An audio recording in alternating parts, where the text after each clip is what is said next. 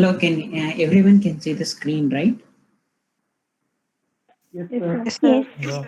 So to explain this one small algorithm called K-means, which is unsupervised learning algorithm, means we like previously in the last week when I talked with you people, I told you we need to have some label data if you are using a supervised learning.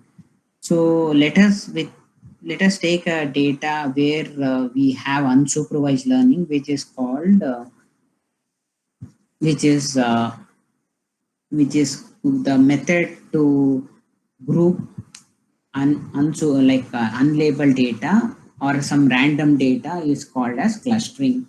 So what is this clustering is, if you look at this image, we have all the like orange round with a cube red and a pyramid with green jumbled with with each other.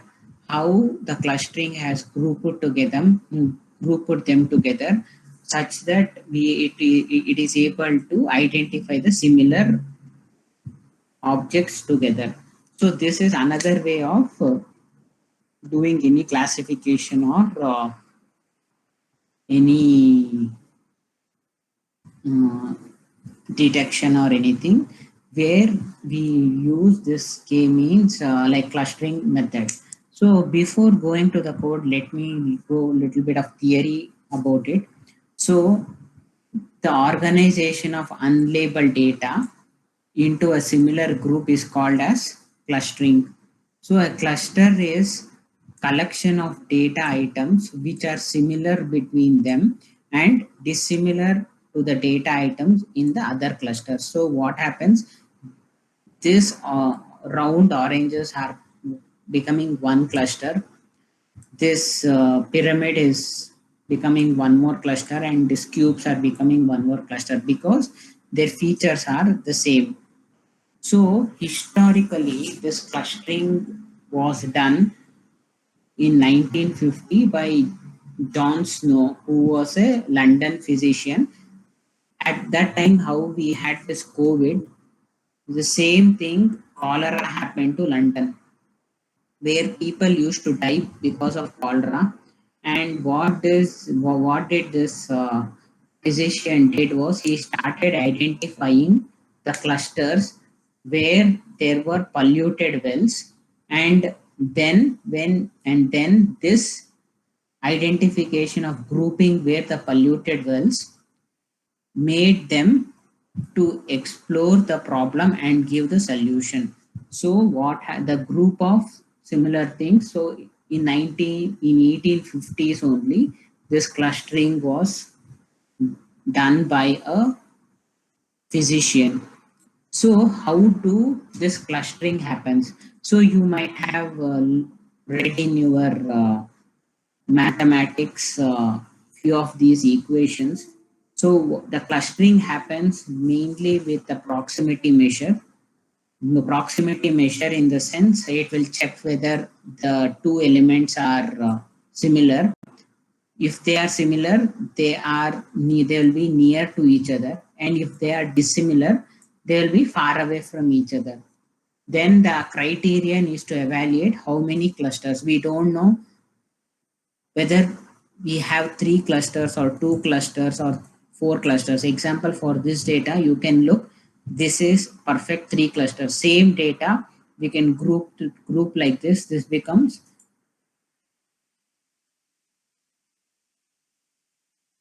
a compute.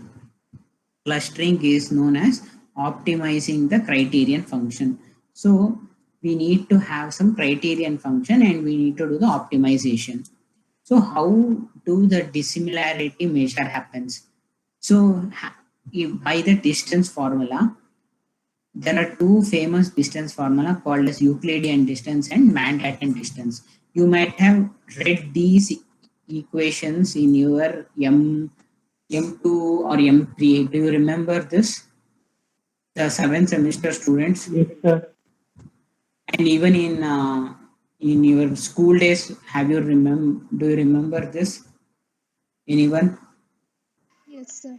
Yes, sir. So example, if you have 2 points, like here 1 cross 1 and 5 cross 4, we use Euclidean distance, which is called as x2 minus x1 the whole square plus y2 minus divide into the square root of it gives us the distance. So using this Euclidean distance, it will try to find how much far it is from the centroid. So the cluster evaluation is done by the intra-cluster and inter-cluster. So intra-cluster is from the center, how far the object like the points are is called as intra-cluster. So inter-clusters are between these two. How much is the distance is what is called as inter-cluster distance. So number of clusters is done mainly by fixing the number of clusters to k and finding the best clustering according to the criterion function. So this clustering is a huge topic. It has got so many methods, so many things. Like it is the clustering can be divided into hierarchical clustering, Bayesian clustering, and partitional clustering, where we have like partitional clustering contains famous algorithm like k-means. Uh, what happened? It is not showing. Okay. Uh, Okay, so we'll come to this k-means clustering. So what is this k-means clustering? So developed by McQueen in 1967 for partial clustering. So let us go some to the maths of it. So let us consider we have set of points D, that is x1, x2, x3 to xn. So where x of I is the vector of x and there r is the number of dimensions. Are you able to understand this? Yes, Hello. sir. So x is nothing but the data. Like example 1 to 100. If you consider, so this is our x. Okay, like this is x1, x2, and x3, like that to x100. So if I want to divide 100 to like 1 to 100 into 10 clusters, how can we divide it? It should have similarity, right? So what are the similar things? Can you anyone think about it? Like we have,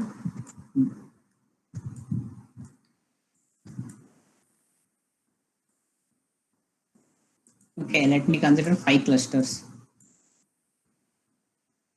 Mm,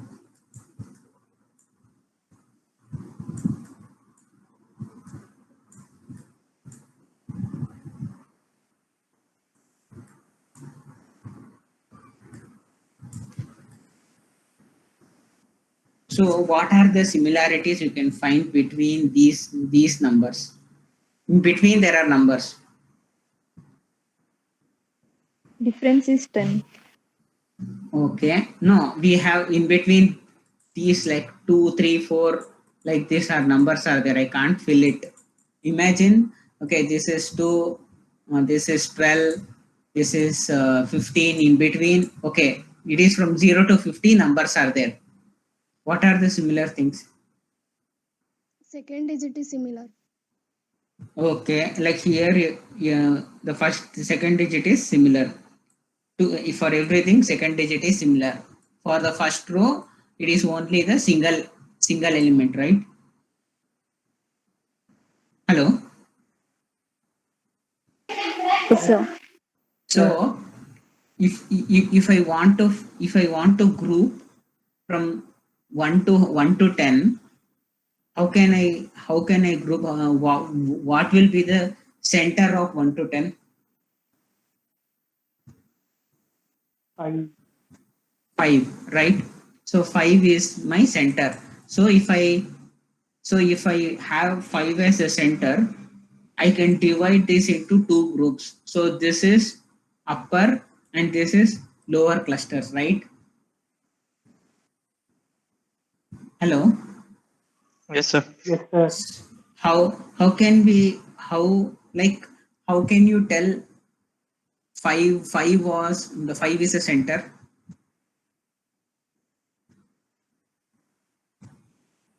Just counting the number and dividing into their halves. Okay, if I wanted only two clusters, then 5 is the center, right?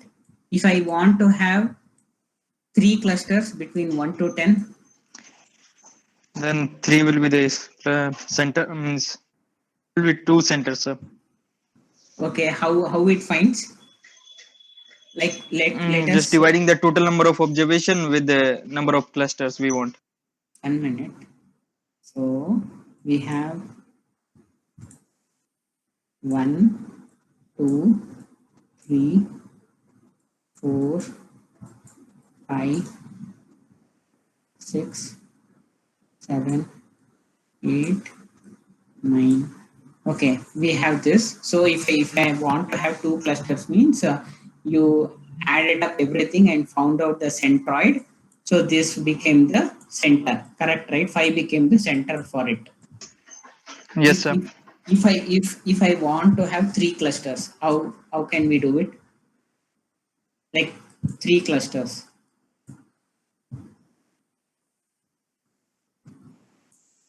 How can we do it? Then, sir, we need to find out the 2 centroids. Yes. How? To find out the two centroid is Sir, first we what is this k-means algorithm. Okay. Hello. yes, sir. So to find the two centroids, the perfect centroid is is this k-means algorithm. So how it does, I will explain you. The k-means algorithm partitions the given data into k clusters. So our data here is 1 to 9 and we want to partition it into three clusters. So that is our k. This is our k. So k is nothing but the number of clusters we need. So case is specified by the user. So next is how do we do it? So this is the algorithm of k-means. So for a given k means here we wanted 3. The k-means algorithm works as follows. Choose k random data point seed to be initial centroid and the cluster center. So for the first step is this. So let us consider, you consider any 2 points. You please tell me. Between these two, tell me any 2 points. 3 and 7. Don't, okay.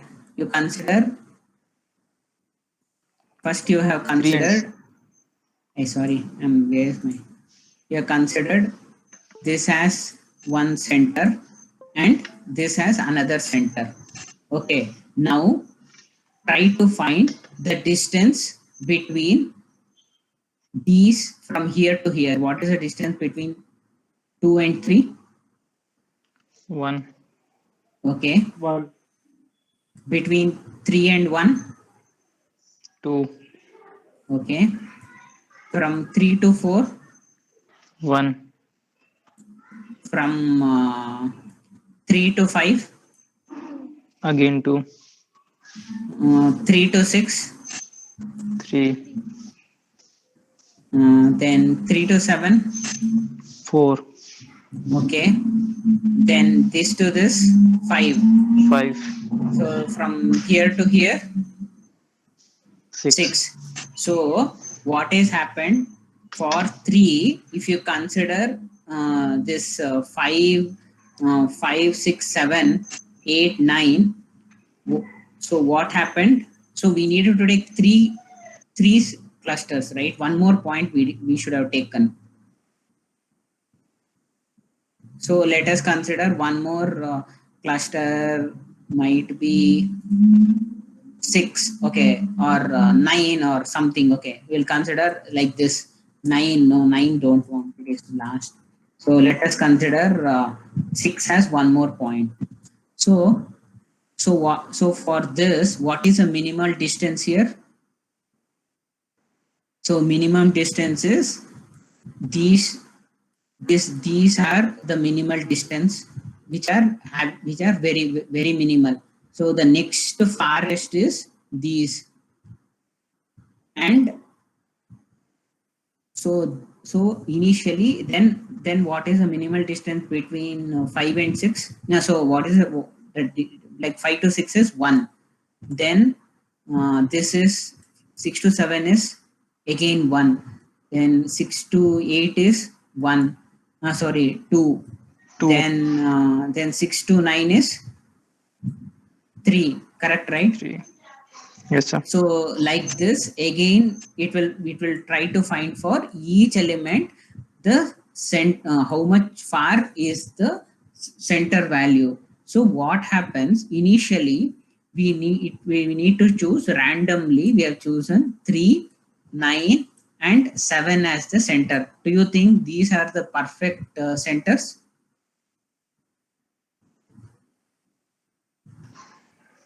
No, Do sir. you think so?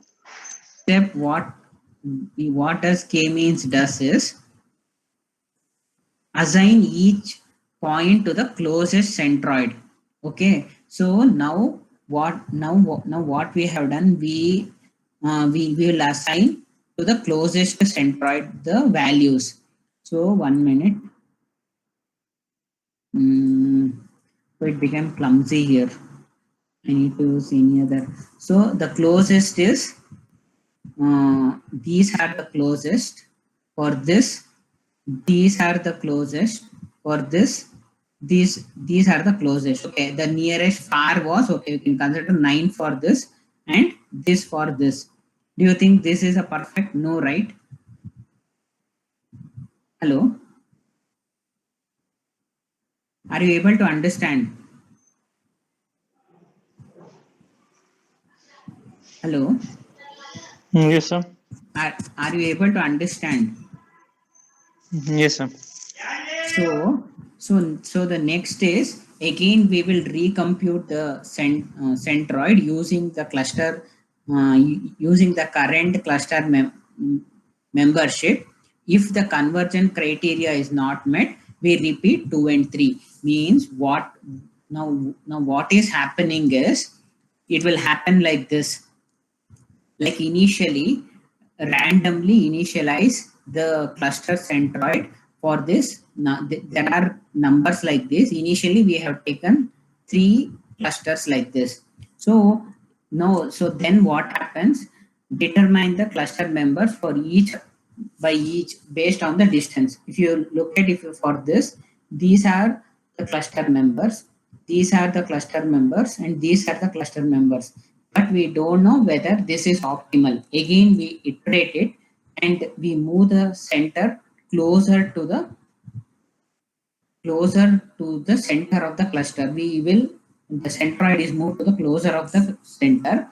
Then for this centroid, this becomes one cluster, this becomes another cluster, and this becomes one more cluster. Like this, the data which was like this, we group them together into 3 clusters, like based on number of clusters we want. So this is the simple algorithm called k-means, where we without any what is that ground truth or anything, it will try to converge itself and find the similarity between the data or anything in a easier fashion. So this is the algorithm called as k-means. So I will show you how to code this k-means. So any doubts till now? Hello? No, sir. No, sir. So the first lesson of any data science, if anyone starts, will be k-means clustering, because this is the simplest algorithm that is available, and this is what you need to learn. So, so most of the people know Google Collaboratories, right?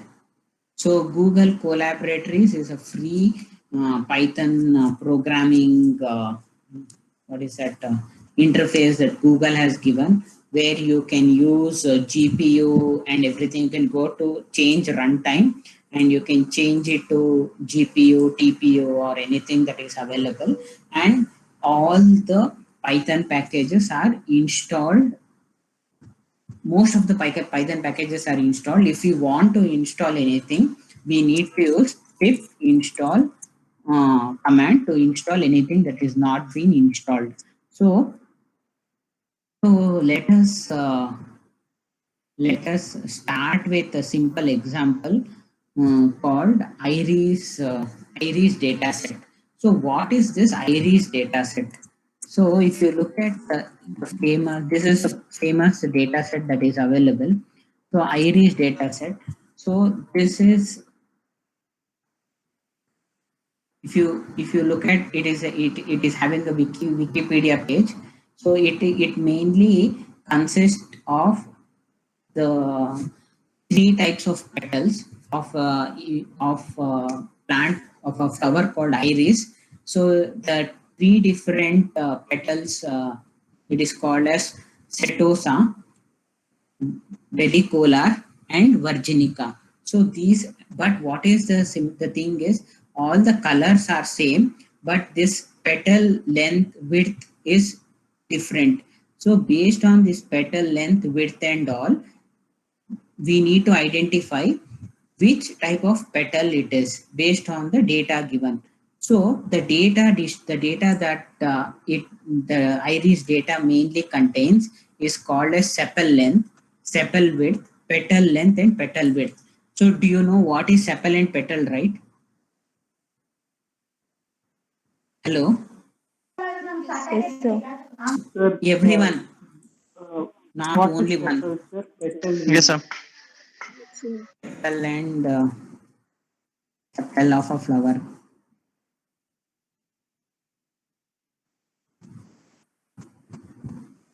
Yes, sir. Well, see, this is petal and this is sepal. Understood? Yes, sir. Yes, sir. So what the data mainly contains is the sepal length and the petal length. And the last they have given what is the which feature it belongs to. So the data mainly contains, if example, if the sepal length is 4.9, 3.0, 1.4, and 0.2, it is called as setosa. And if it is 5.5, 2.4, 3.8, and 1.1, it is called as varicolar. Like this, there are slight differences in the length and the length of the petal and length of the sepal, and based on that they have identified, okay, this is the species. This iris data set is of 150 into 4, means it contains 150 columns and 4 rows. So the feature is 150. We can, it is each cat class is around 50 features. So to load this iris, it is available directly in Seaborn, and Pandas is one more library. You can use it. So how to do about? Should I type it or should I go through the code? Hello. Go through the code, sir. Okay. So to import anything, like in our C++, we use C or C++, we use hash include htwo.h, right? Like that, in Python, if you want to import any library or anything, we can use this import the library name. So this there are the libraries that are being used here are the Seaborn, Pandas are the two libraries that is being used, and this Pandas util.testing is being used for other things. So this Seaborn, instead of typing every time Seaborn, it has been aliased as SNS. So SNS dot load data set. So load data set means it contains this iris data. So we are just loading the data to a variable called iris. So this, or you can call this as an object also if you want. So this iris now contains the data of the loaded data set of iris. Now this in Python, if you want to locate like to print anything, if you want to find any index, so there is a function called ilocate. So ilocate will help in locating the index and taking the value of that index. So iris.ilocate 123, these are the 123 data that is being printed here for Setosa. Then varicolar 80, 80, 19, 82 means how the data is being stored is like this.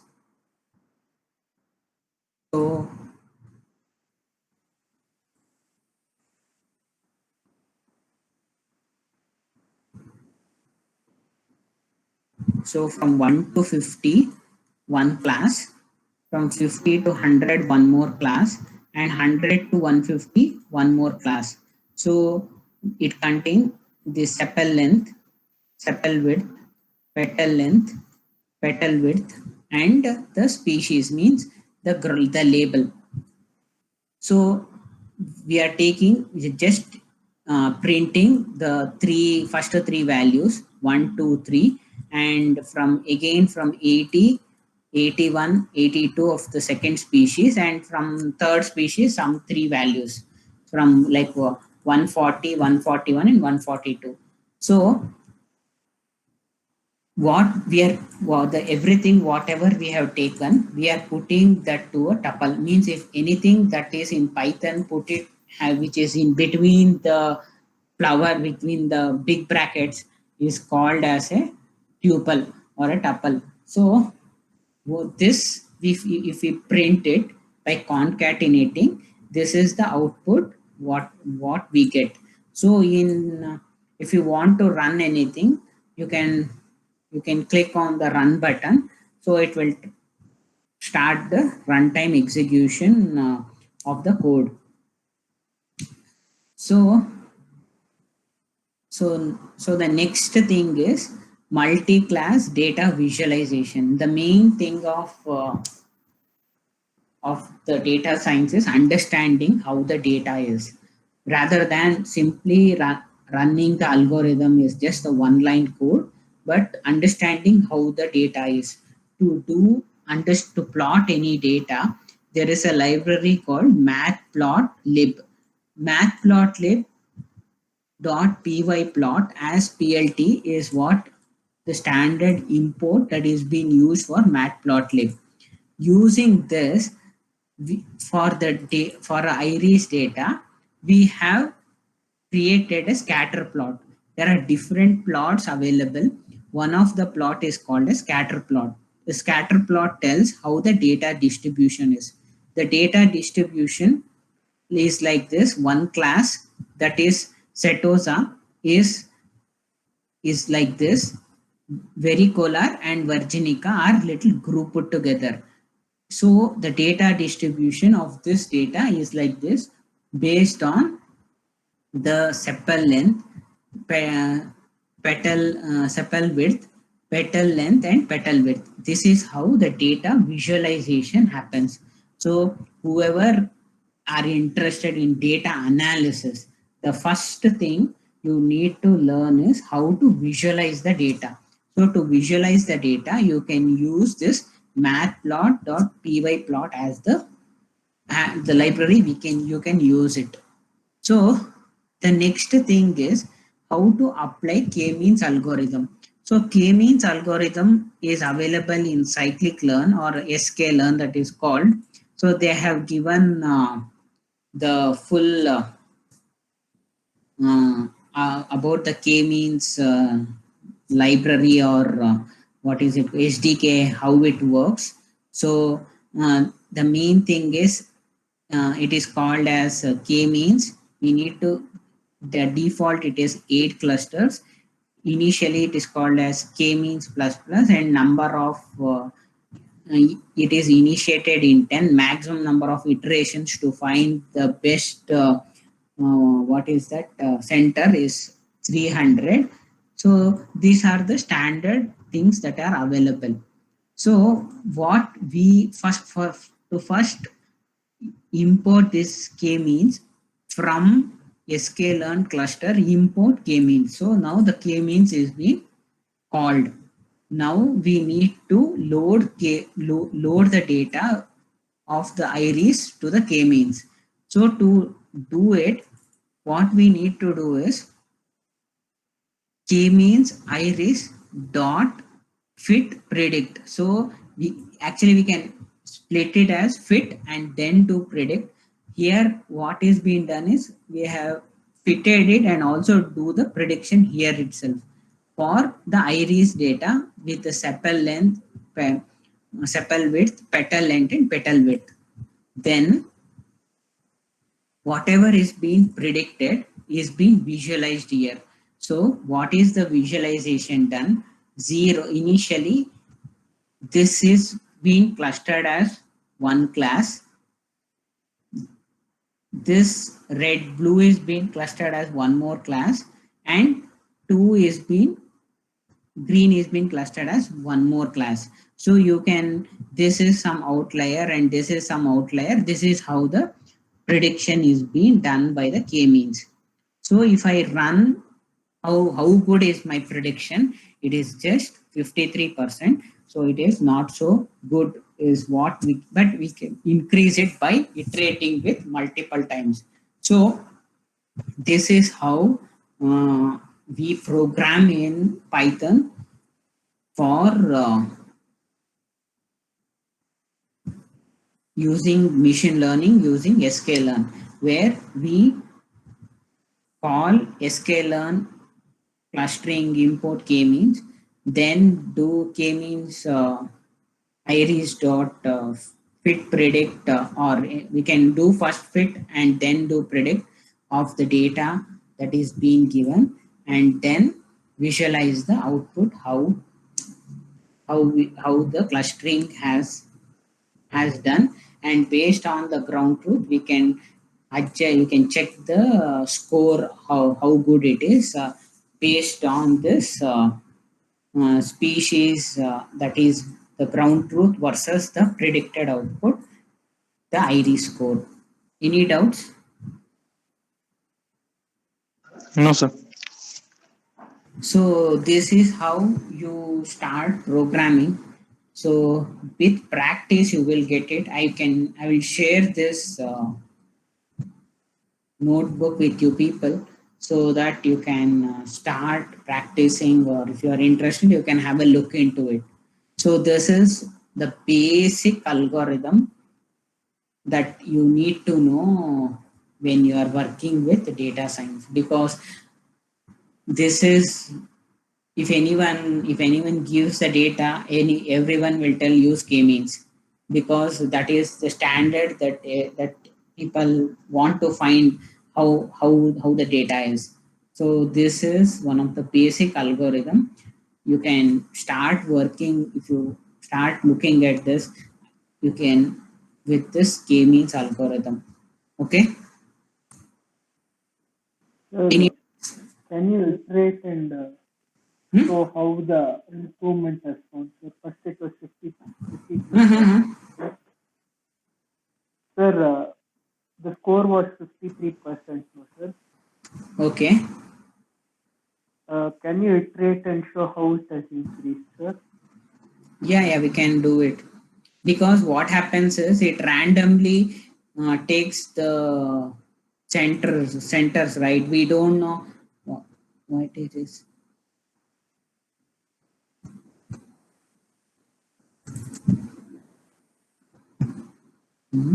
Oh, sorry, one line is missing here.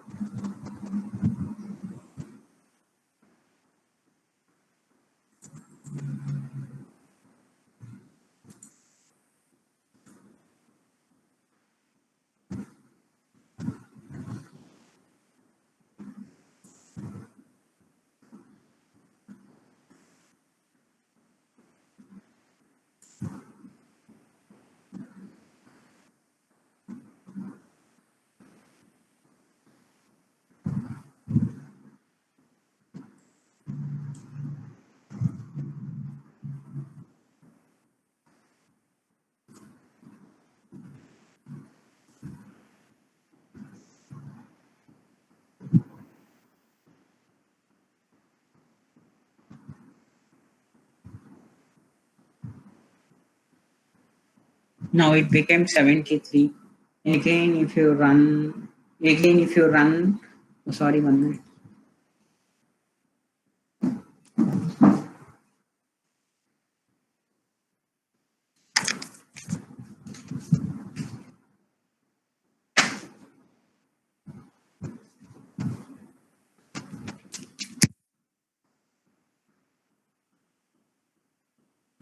So if you put a loop here, it will take randomly the data, and it will increase the mm, iteration. This is how you can improve the accuracy. Yeah, you can take this as one example and try for yourself how you can improve the results, so that you will get hands on how to do it. Hello. Yes, sir. So this is the basic algorithm. Whoever wants to learn data science to learn about what is k-means. So if you don't understand the basics like the theory, it is waste to do the programming. So you need to understand the basic algorithm. What is the algorithm of k-means doing? Then you can go and do the programming and understand how good it is. Okay. So this and what are the strength of this algorithm? It is easy. It is easy to understand and to implement, and if and efficiency of time complexity is O of T of K of n, where n is equal to number of data points, K is number of clusters, and T is number of iterations. And K means is the most popular clustering algorithm. It so then there are weaknesses of K means. The algorithm is only applicable if the mean is defined. For categorical data, the K mod, the centers is represented by most of the frequent values. The user needs to specify K. That is one of the drawback here. So the another drawback of k-means is the algorithm is sensitive to outliers. Outliers are the data points that are very far away from other data points. Outliers can be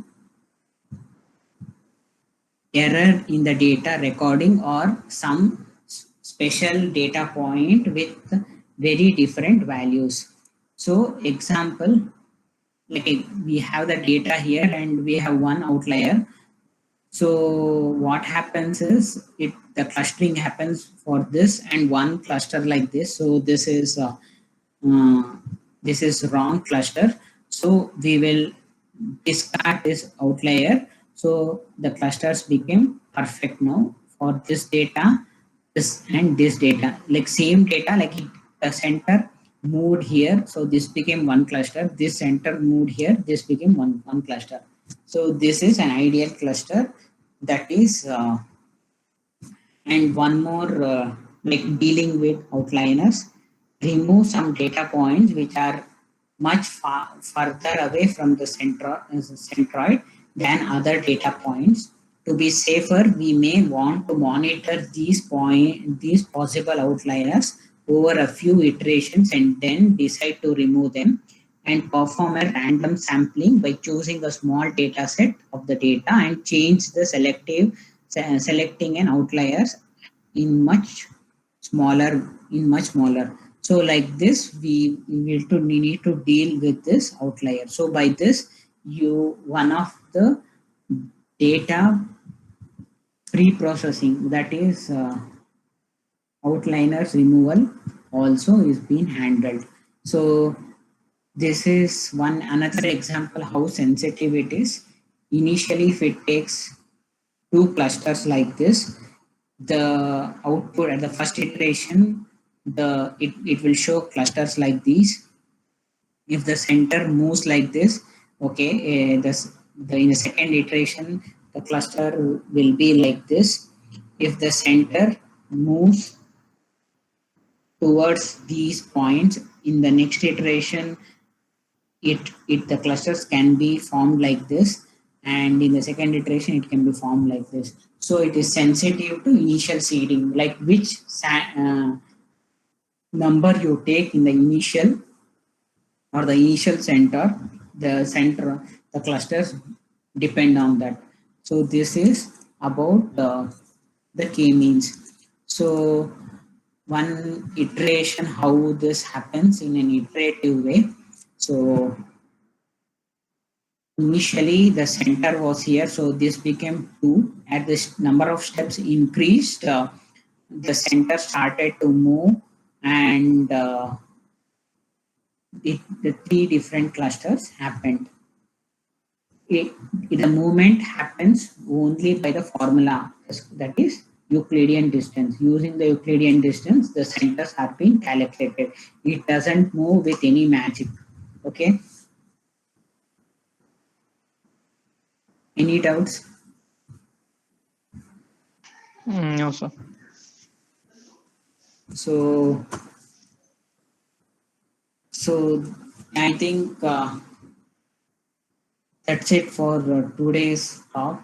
So for next week, I will come up with anything you want. So you please let me know. Thank you, sir. So what is for the next week? Some mathematics required in machine learning. Okay. Okay. Oh, so many. Then I need to explain probability. I just explain all the just required main required topics in maths. Okay. I need to. We need prob.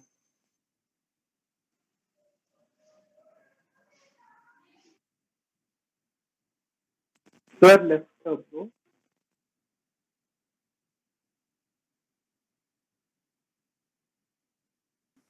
Yes, sir. So we require probability.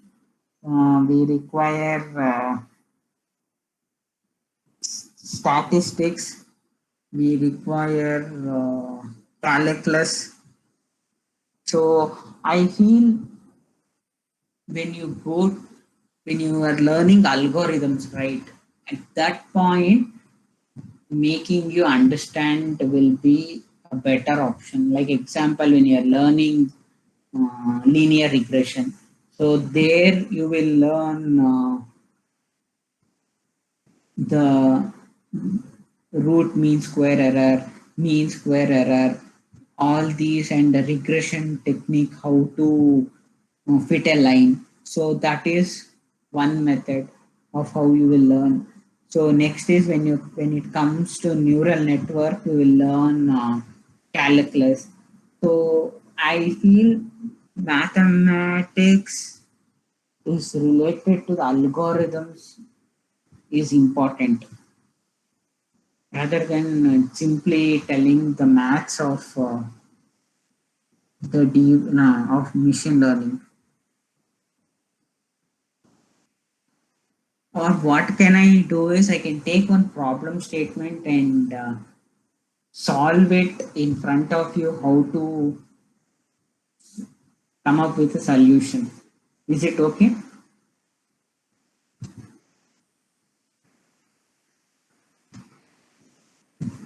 Hello? Yes, sir. Yeah, Yes, sir. you need to tell me what you need from me, because you have your mentors who are giving you assignments and making you do something, but what is the other thing that is you want me to explain?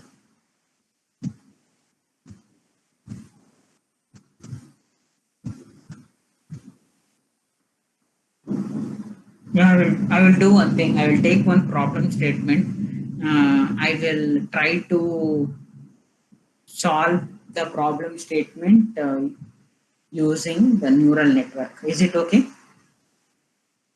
Yes, sir. Okay. So I will take a simple problem statement. So uh, of some data, and I will try to solve it for two algorithms, and you will come to know how to do it. Okay.